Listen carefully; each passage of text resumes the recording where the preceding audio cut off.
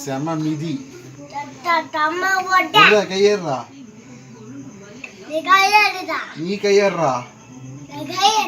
அந்த பயம் இருக்கணும்டா. ஏய் யார பார்த்து கை வைக்கிற மேல?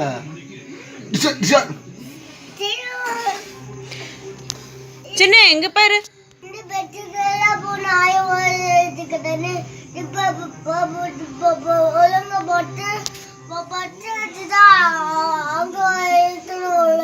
ஏன் நீ தானே காலையில் தூங்கி எந்திரிச்சு நீ மடிச்சு வச்சிருந்துருக்கலாம்ல. 8:30 மணிக்கு எந்திரிக்க தெரியுது இல்ல? எத்தனை மணிக்கு பெய்தம்பி சலுப்புன்னு எத்தனை மணிக்கு எந்திரிச்ச?